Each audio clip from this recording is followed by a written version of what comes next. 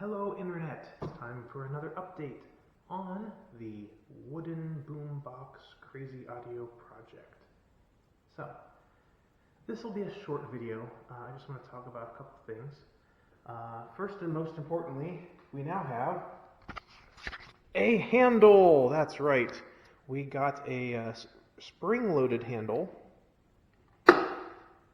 with a nice big rubbery grip, and that way it's not going to vibrate and rattle. It's got tension on it at all times, so it's not going to make a whole bunch of noise. So it's pretty beefy, hangs on there really good. I like this handle a lot. It worked out really well. But that's not really the point of this video. What we're going to talk about is placement of the crossovers. So again, we have 4 crossovers, high pass and low pass for each side, so 4 total. And we said that we could not put them on the back of this box, right? Because we have some pretty strong magnetic activity going on about 1.5 inches out. So no problem, right? We're just going to build a board and we can put those crossovers 1.5 inches away and just put them right there. Sure, no problem. Except you can't do that. Why can't you do that?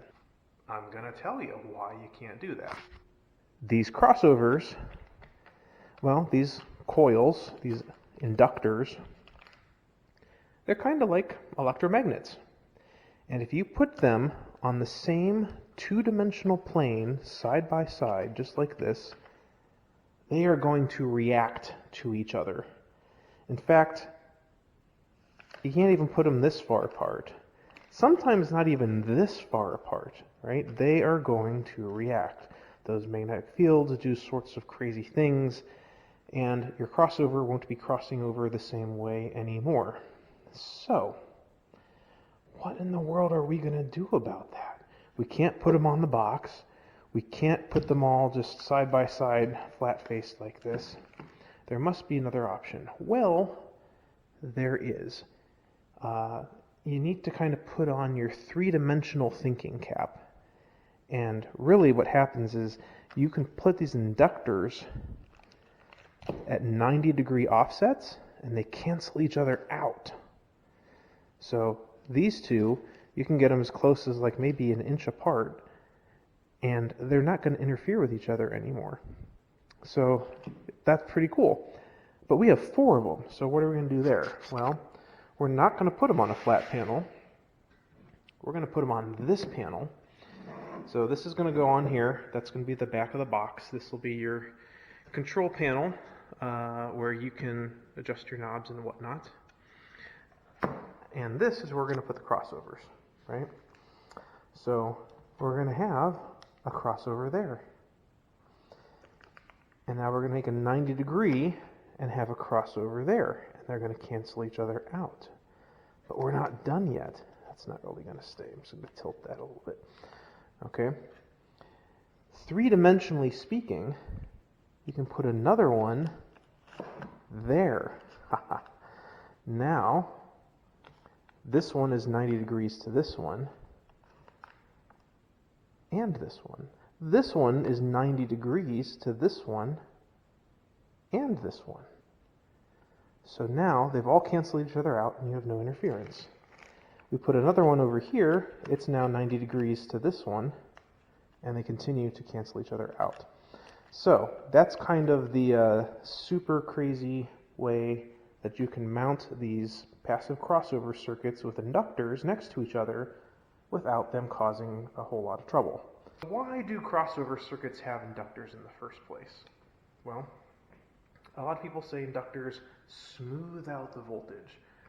Well, in a DC circuit, that's true. If your DC circuit is at 5 volts and suddenly it jumps to 10 volts, if you have an inductor coil, it's not going to just do that rectangular sawtooth line, right? It's going to gradually go from 5 volts to 10 volts. But that's in a DC circuit. We're talking about audio. Audio is analog, right? It's sine waves. So how does that work? Well, another way that you can think of an inductor is, instead of calling it a smoother outer, what you can really think of it as is a sometimes resistor. That's really what it's doing. Whenever there's a big change in voltage, it's going to have a whole lot of resistance for a moment, and as soon as that voltage smooths out, the resistance goes away, right? It's kind of crazy. It's all those eddy currents wrapped around the copper wires in the coil that kind of push back and give resistance to spikes.